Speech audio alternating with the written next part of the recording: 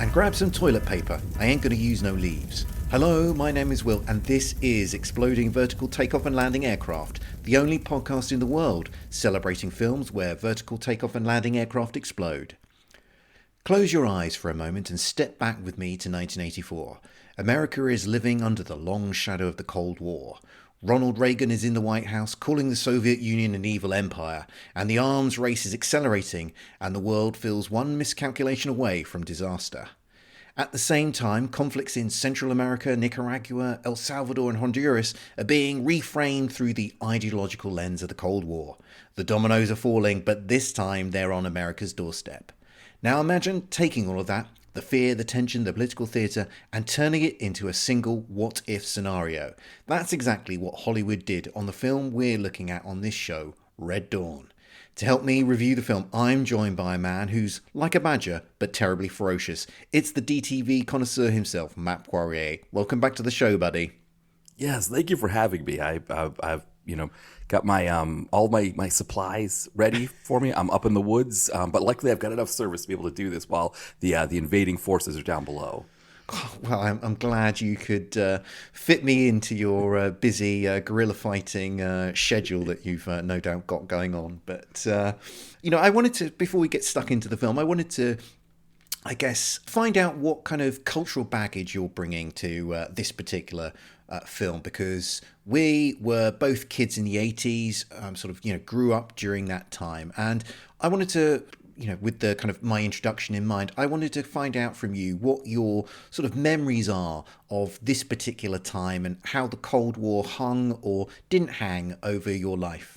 Yeah, it's interesting because so I was born in 1979, and while I don't necessarily remember Red Dawn, when it came out in '84, I remember a couple years later there was a TV movie called America, spelled with a K, and I remember asking my mom, like, why is America spelled with a K? And she's like, well, that's what that's how they spelled it when the Russians took it over, or the Soviets, took over America. And I'm like, what? The Soviets? It kind of freaked me out, right? The whole concept scared me.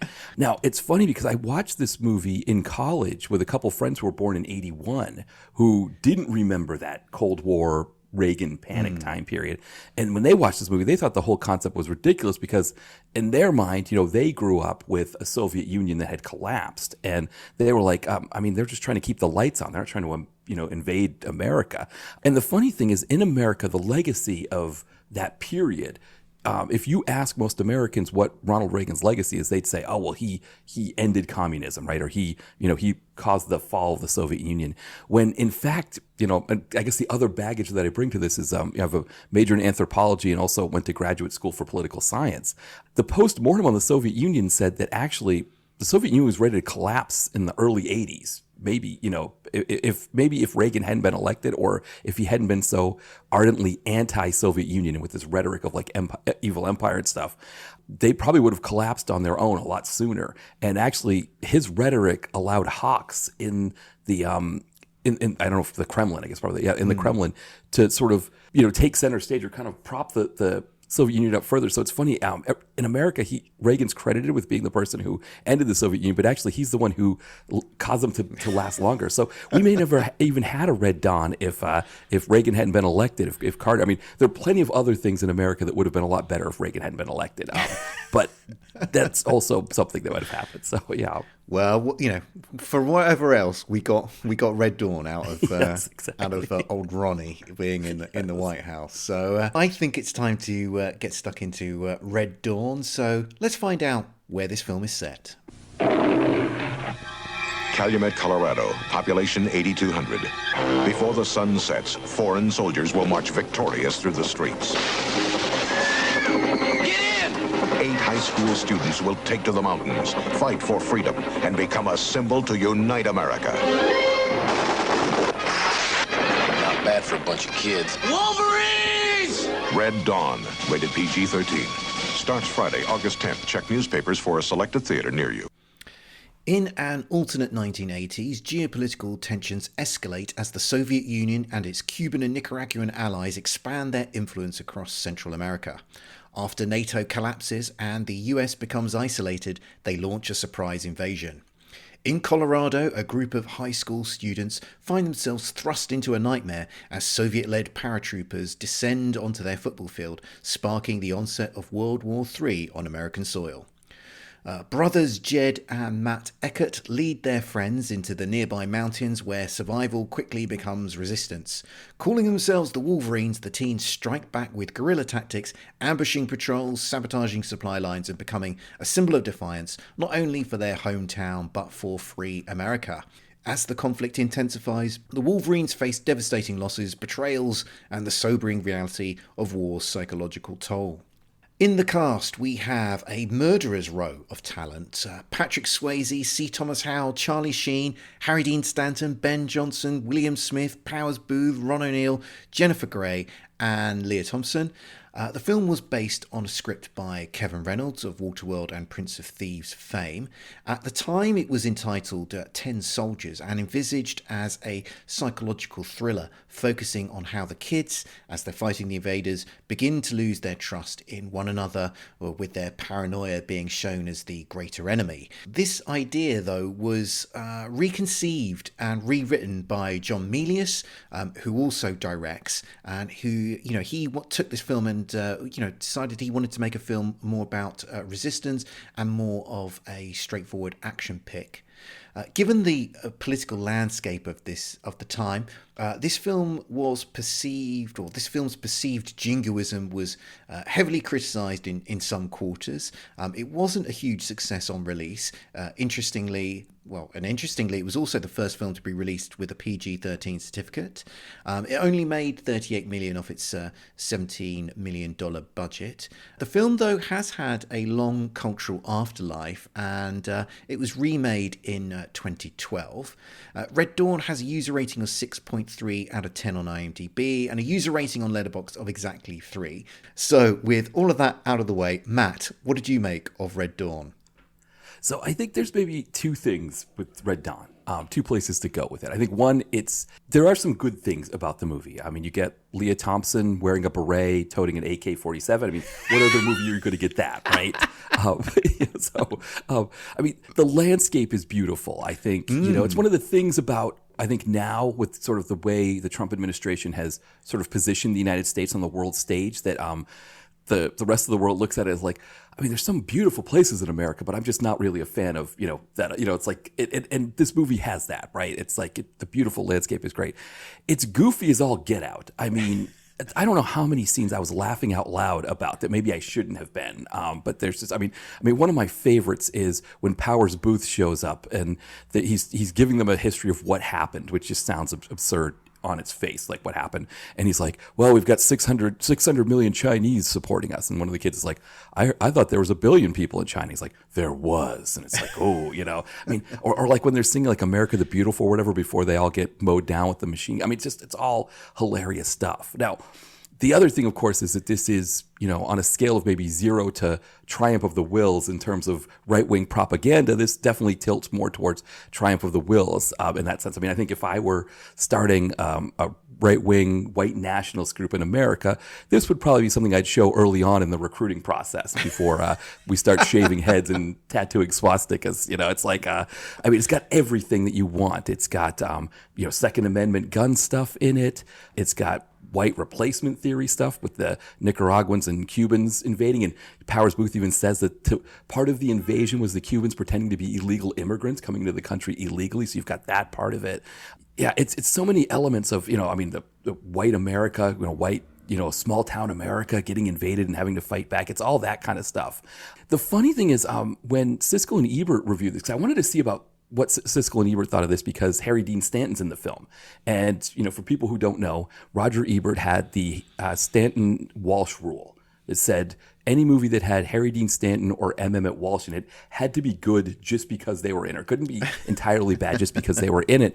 And I was curious because what I had heard was Wild Wild West was the first one that broke the rule. And I was like, did Roger Ebert actually like this movie? In fact, Gene Siskel did like this movie. He gave it a thumbs up Ebert didn't like it, but the reason Ebert didn't like it was because he thought the teenagers shouldn't have been a paramilitary unit. He thought they should have just been teenagers having to live through this invasion, which would have been, I think, a better idea. But even then, like, they liked the opening scene where I was laughing hysterically, like when the paratroopers show up and like the kids like hanging out the window dead. I mean, it's just such beautiful stuff. So, I mean, this is my third time seeing the movie. I watched it in college when my friends, picked it up. And then I watched it for my site when Patrick Swayze passed away. I reviewed it so even though it's not a direct-to-video movie, I reviewed it on the site because of that. And so then this is my third time watching it. So it is interesting. It's like essentially been like 18 years, I think, since I last saw it. And it's definitely an interesting watch.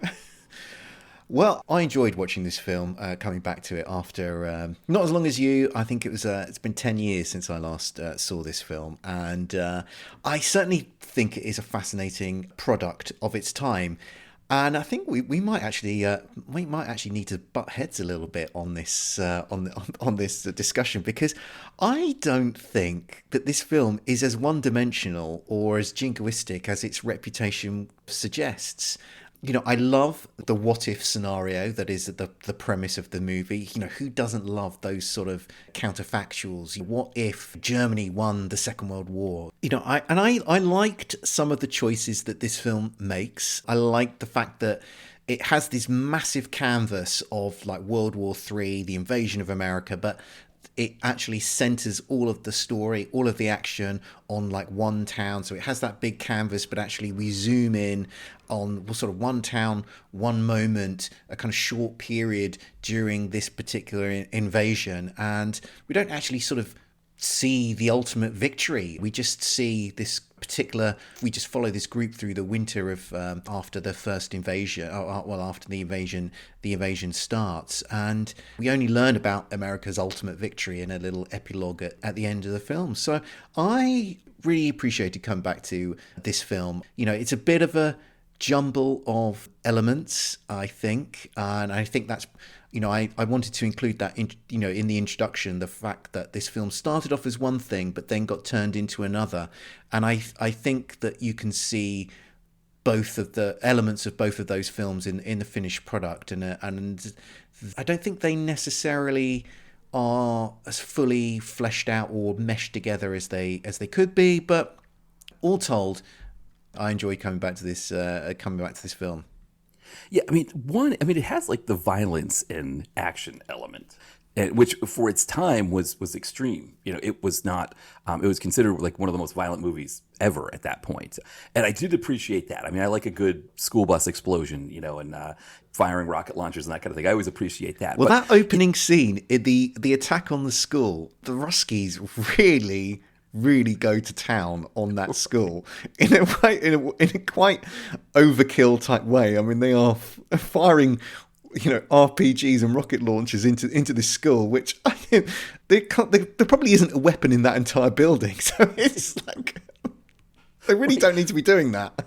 No, it's absolutely certain. The way that the high school teacher is just like, watching the proceedings, and I think he's the only person in the movie, the teacher. I think he's the only non-white person in the movie that's not a combatant against the Wolverines. But he also gets machine gunned right away as well. But yeah, there's not part of the invasion. Or I guess one of the kids is of some sort of nondescript Latin American descent, I guess. So there's that too. But it's such a goofy scene when he's like the teacher's like, boy, that doesn't sound right, and he like goes out there and he gets the howitzer, and then they start hosing down the school, and it's such a beauty. And then the rocket launcher piece there, it's so and it's funny because Siskel and Ebert were talking about that, saying how like compelling it was, and I'm just like, and maybe it's because I lived through they didn't know, right, that what was coming after that they at that point I think there had only been one Rambo movie, because they were talking about, because they did a feature about how, the sort of the right-wing slant of movies that was happening at that time, that this wasn't the first of many, and they were trying to talk about whether it was propaganda or if it was sort of Hollywood reflecting a mirror back on American ideals at that time, that like, okay, Americans are more conservative, so we're going to give them something for that, which I don't know, the fact that they made it all teenagers also because teens were going to the movies more than any other population, again makes it kind of feel more like propaganda, but I got their point of what they were saying.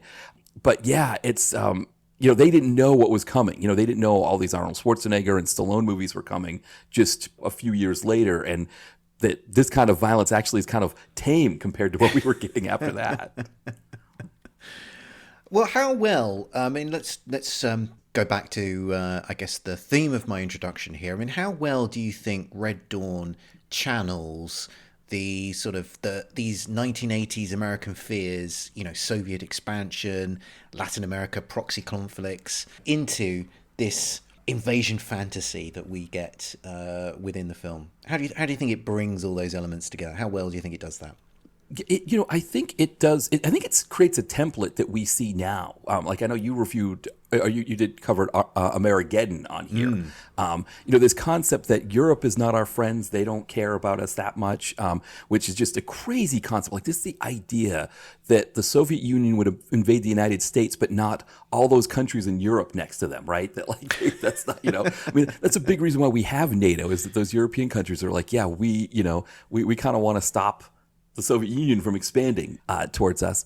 So this idea that, the Greens with an S party in Germany, right, doesn't want to support us. So that part was kind of absurd. But I think the other thing too, I think in terms like to your point about channeling this kind of fear, I think it works on two levels again, because on the one hand you have this monolithic Soviet Union concept fear that Reagan was stoking a lot at that time to sort of gin up support for other things that he was doing. And that definitely, lands in this movie. But again, there's also this white replacement fear as well, that like these Latin American immigrants that are coming to America, they're going to fundamentally change this country and make it not American as much. And that was starting in this period. And of course, now what we've got with the whole ICE thing in America and detention center, this massive sort of sweep of anybody who's Latin American that doesn't speak English as a first language, or even does, could potentially be picked up. That's kind of stuff that you're seeing starting here and at this period.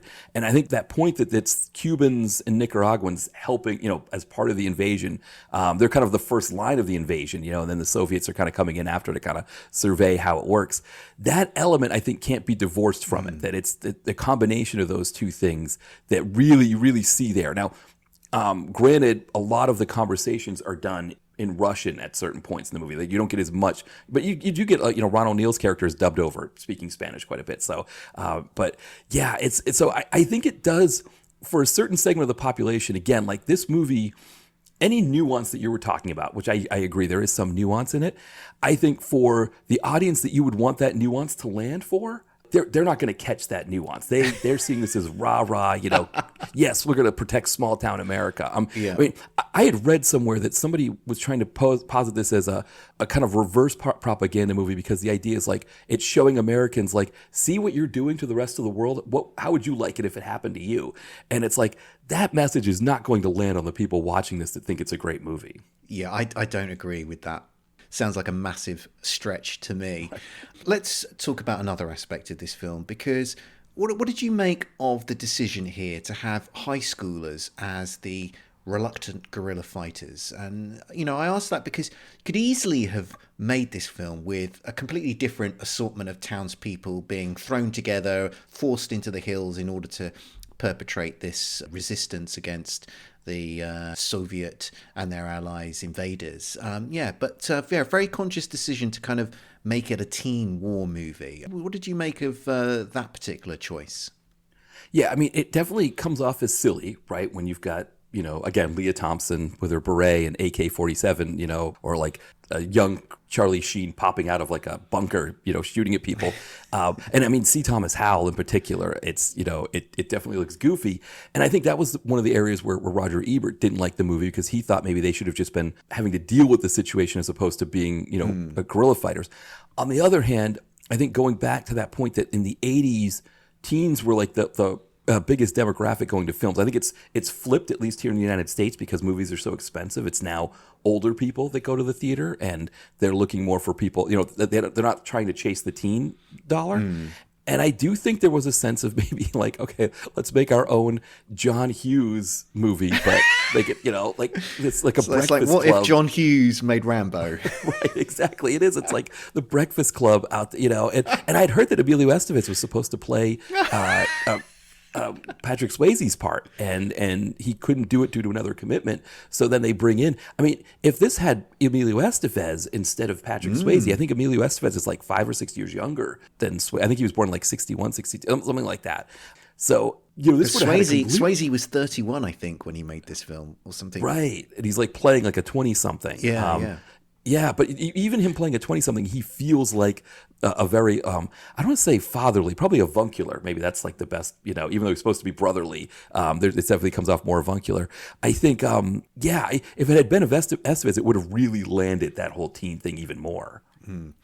I think when I was watching this film, I think the sort of the having the teens as the protagonists of this film, it sort of opens up some possibilities that you wouldn't get if you had like a group of older people who were the kind of the guerrilla fighters here. And we see these group of teens thrown together by this situation, and we kind of see them learn to become men, or we see them learn to become a particular kind of men, depending on how you wish to define masculinity. But it certainly is, I think, a very masculine film, and it feels, I don't know what you think, as an American yourself, it feels to me that this film's very sort of rooted in that Old West mythology about us alone in a landscape, and we're hunting for our own survival here.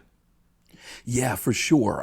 It definitely has that vibe that, when you're comparing the difference between American Westerns and like Italian Westerns, right? Where Italian Westerns, they love the idea of like kind of this lawless, primitive version of America that like is completely different from the civilization of Europe, and they embrace that. Whereas an American ones, it's almost like a taming of that, that quality. So there's definitely that. I mean, I think the other thing, going back kind of the conservative propaganda element of this is that also in the 80s, you're seeing a shift in parenting habits. And there's one thing that conservatives like is this idea that they own their kids. If they want to hit their kids for discipline, all those kinds of things, they think they should. And there's a sense that like liberals are weak in caring for their kids, and it leads to this, like you said, this sort of lack of masculinity, right? This almost like it creates sons who aren't as real men kind of thing. And you get that moment where the two boys, Swayze and Sheen, see Harry Dean Stanton, their father. And he makes a comment about that. He's like, I might have been hard on you kids, but, I think it made you the men you are. And it's like, if... Now you can see, he sort of says, now you can see why I did that. Like, exactly. It's like, yeah, if I hadn't beat you as a dad, you wouldn't have been this tough. And then, you see the one who, his dad was the mayor, right? And he can't stand up to being tortured. He swallows the bug. He sells out everybody. There's other ones who are kind of weak within the group as well. But also too, like, C. Thomas Howell's character, he takes their training. Full disclosure, my dad hunted. My dad hunts. I don't know if he's getting older now, so I don't know how much he still does, but he's always hunted. Never talked about drinking the blood of a deer when never ever did anything like that. It's not. Again, it's this goofiness that happens in the movie, but it is, again, it's another part of that sort of the conservative propaganda thing that was sort of an answer to sort of more modern parenting techniques that were coming at that time.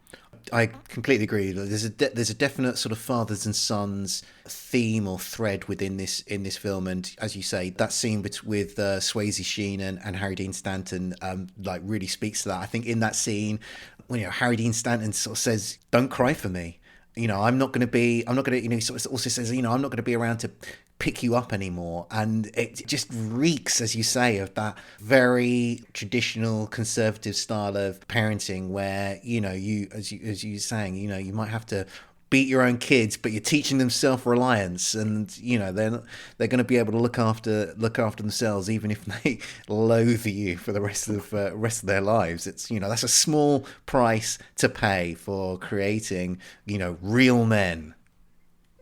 Yeah, for sure. And I mean, especially in the American conservative movement, I mean, a big part of it is it's usually tied up in fundamentalist Christianity as well.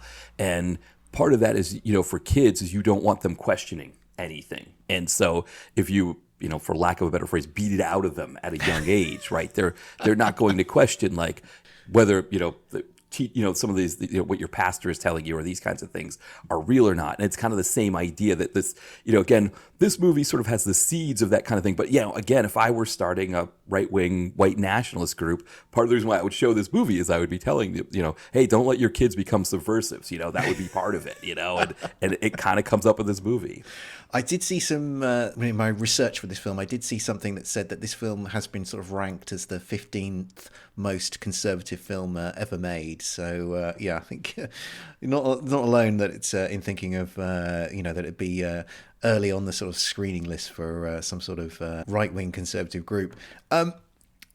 As I mentioned, this film has been accused in some quarters of hysterical jingoism. But what do you think on that particular point? I mean, is Red Dawn that jingoistic? And where does it sit in the lineage of that sort of 1980s action cinema patriotism? And I think you've already kind of outlined where I think you're going to kind of land on this. So I'm going to kind of wade in first here and just make a few points to sort of tease, perhaps, to test your particular opinions on this film. Because I watched this film and I don't think it is quite as jingoistic as it is portrayed. I mean, we see the group of teens.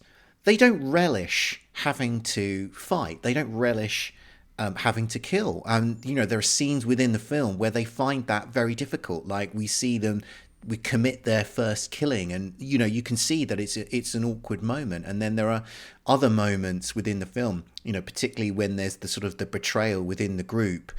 Again, the way that scene's handled, like that is a very difficult moment for them. We see the psychological toll that living this lifestyle, committing these acts plays on them. And yes, there are these hoo-ah moments where we see the Wolverines commit, taking on the Soviets and winning various battles. But I think those scenes are there because they're to set up later scenes where we see the turn, where we see the toll of the kind of conflict on the group. And, I don't think this film is as one-dimensional as is often portrayed, or even, dare I say it, it's not as one-dimensional as perhaps as you're describing it. It does have its moments where it tries to add nuance, right? For sure. I think John Milius said that he wanted to depict sort of how war is never a good thing, right? It's bad in any circumstance, right? It's kind of the futility of war, as he says. And I think that's true, right? I think, there are those moments where, like, they don't want to just execute a Russian soldier with impunity. There's also moments, they kind of hold up Teddy Roosevelt as this hero, but then, like, the Russians go on a thing, they talk about the Native American peoples that were massacred in certain areas. And so they try to provide that nuance, I think, in little bits. But I think overall, what I'm, again, just looking at, like, yes, there's little bits of nuance here and there, but it kind of, the best way to describe maybe the nuance for me is thinking about, like for example, in America here, with basketball commentators, there's a woman named Doris Burke who does the color commentating on the basketball games, and a lot of people like her. But then you have other women who do, like, play-by-play, do things like that. And so for, like, that chauvinistic type, that's like they don't like women doing any of that kind of stuff. Doris Burke is sort of this exception that proves the rule, but it's their one that they fall on. It's like, well, I can't be a chauvinist because I like Doris Burke, right? And I feel like this movie has that same thing, like, oh, well, we can't be jingoistic because we did X, Y, and Z. And it's like, yeah, but, I mean, right now there's this young man who's kind of like head of like this sort of like this modern Nazi movement in America. I won't say his name because I've heard that, like, it can get, podcasts in trouble or whatever. So, but one of the things I watched I listened to a podcast called Knowledge Fight that makes fun of Alex Jones's show, and they were talking about him. And one of the things that he said that made him want to be a neo-Nazi is that he lived in this, like, town in America that, like, is very much like Red Dawn's town, right? Very white, conservative, working class, like everybody gets along, all that kind of thing. And he first went to school in Boston. I think he went to Harvard and saw how multicultural it was, and he was afraid of it. Like, the concept of the multiculturalism scared him. And so instead of saying, like, oh, I'm going to, like, learn more about other people, it was like, no, I want to retreat into this white bread town kind of thing. And this movie has so much of that in it, and this idea that the invaders are taking over this, like, it's metaphorically the same as if you had, either, like Latin American people or like, people from Haiti or Ethiopia or Somalia or whatever moving into a town like this. It'd be a similar kind of invasion mindset the way that they would discuss it. And so for me, it lands too much in those areas to not be jingoistic for me, I guess. And the nuance, I guess, is kind of the way it can make, like John Milius can make himself feel better, I feel like, with the nuance. I'm afraid you haven't persuaded me, I'm afraid, because let's consider another Charlie Sheen movie. Let's think about Navy SEALs. That, to me, is like, if you're going to hold up a jingoistic film, it's going to be Navy SEALs. And, what about, say, a film like Delta Force, which ends with all of the liberated hostages on a plane with Chuck Norris. Everyone's singing the national anthem and drinking a Budweiser. I mean, that to me is, if you're thinking sort of jingoism, that's the sort of like 80s like absurd jingoism. I think this film for me feels like it's much grittier and has much more gravitas than at least those two other films. Yeah, I mean, those are definitely, like, on a scale of 0 to jingoism, those definitely land a little further for sure. Like this is maybe more like a 75, and those are like 100s or 102s or something, right? I definitely agree with you there. And I mean, there's a few others that you can definitely put in that cat. I mean, there's definitely some, I guess I see what you're saying about it not being completely jingoistic like some of those other movies, but I think it's still, on the jingoistic scale, it's still definitely beyond a 50 for me. It's definitely more jingoistic than not. Okay, we're going to take a quick break, and when we come back, we're going to be looking at the exploding vertical takeoff and landing aircraft action. In a world where podcasts already seem to address every imaginable subject, one man broke new ground with a seemingly random obsession about exploding helicopters in movies. He was a podcaster on the edge, a maverick broadcaster who played by his own rules. Now, he has a last chance to talk about the strange way helicopters explode in film. Exploding Helicopter, available on iTunes and Podomatic now. Think you know about chopper fireballs? Think again. We're back, and now we're looking at the exploding vertical takeoff and landing aircraft action. This occurs when our heroes launch their most audacious guerrilla attack yet, an effort to free people from their town who are being held in a re-education camp by the Russians. Amidst the attack, Powers Booth looks to knock out a Yakolev Yak-38 with a grenade. There's a pilot sat in the aircraft. Powers shows the grenade to the airman, pulls the pin, and then throws it into the lift engine intake scoop. After a few seconds, the grenade explodes, blowing up the Yak-38. Matt, what did you make of the exploding vertical takeoff and landing aircraft action? Yeah, so this is, I think this is where the disparate opinions I have on this movie kind of come into play, because I loved this. I thought this was, I mean, the other thing I think I've been on the show before and I've talked about, maybe like with some kind of the big helicopters, there's almost like this bovine going off to the slaughter quality that there's, when they're sitting on the tarmac, it's like the windscreens in the front look like eyes and they're just kind of staring off, before they get led to the slaughter being blown up. And this also kind of had an animal quality too. And I don't know what kind of animal, maybe like, like a cat or like a flying squirrel, something that kind of props up on its back legs, hind legs, to try to get something or do something. But the way the plane kind of falls, tilts upwards to start, it felt like that kind of same animal quality to me. So it was fascinating that it hit that way to me. But the way it blows up was fantastic. The pilot's about to take off, and suddenly like the explosions happen. I don't know where the pilot was going. I don't know what the pilot's plan was, why he was doing that. But hey, it worked in the film for me. I really enjoyed the explosion. I think it's a great explosion. We see the Yak-38 kind of like splits in half as a result of the explosion, and that's pretty cool. There are some strange elements within this particular sequence. For instance, before the aircraft explodes, there's a weird glow that kind of appears from behind the pilot, from where it appears Powers has thrown the grenade, which doesn't really make sense in terms of like a grenade going off. So I don't really know what lies behind that strange glow that we see behind him. I'm not really sure why the pilot is in the plane at this moment, because there's like a canopy still over the plane, like presumably to, I don't know, disguise it from, surveillance aircraft that might be flying over from Free America or something. So, he's not going to be able to take off through that canopy. So I don't quite know what he's hoping to achieve here. And then also the other cool bit that I found was that the pilot ejects just seconds before the explosion goes off. So I kind of enjoyed that particular detail as part of the explosive action here. Yeah, you make a great point about the covering that was supposed to camouflage it. Because I would imagine any pilot would tell you that, you wouldn't want to fly a jet through any kind of covering because any of that stuff can get in the engines and cause an issue. So yeah, you're right. None of it made any sense, but it's like that is like kind of like the 80s action that I like. Is that it's like it doesn't make any sense, but we're blowing things up. It's like with the kids being the paramilitary force. It's like, yeah, it doesn't make any sense, but I like a good gunfight, or I like a good grenade toss, or something, or a good rocket launcher explosion. I'll take it. Give me that. And so this definitely fulfills all of that for me. Couldn't agree with you more. Okay, I think that just about wraps things up for this show. Matt, thank you for joining me once again. Before I go and carve your name into partisan rock, would you like to tell people where they can find your projects online? Yeah, so dtvconnoisseur.blogspot.com. That's where you can kind of find everything. It's got the site where I keep all my reviews. I did review this movie in 2009. I think it was when Patrick Swayze passed away. So you can see the review there for this.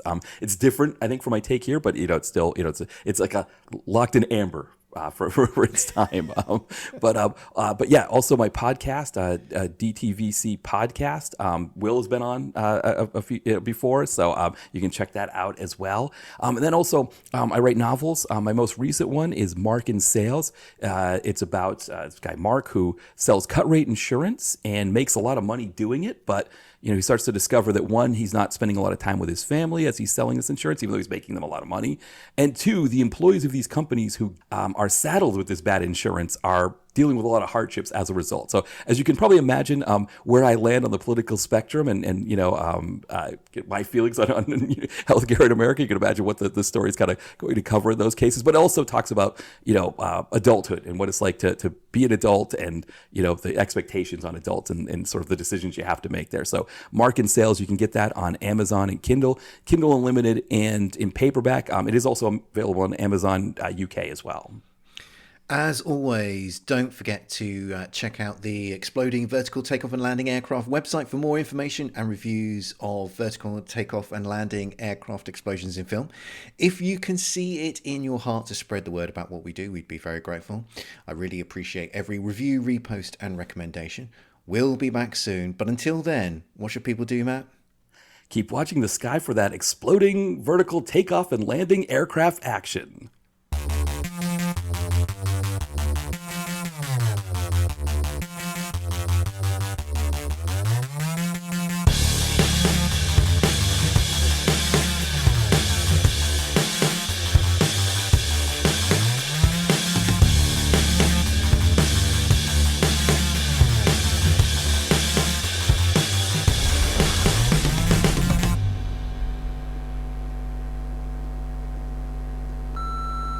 This podcast is a proud member of the Lamb Podcasting Network. Find the network at largeassmovieblogs.com.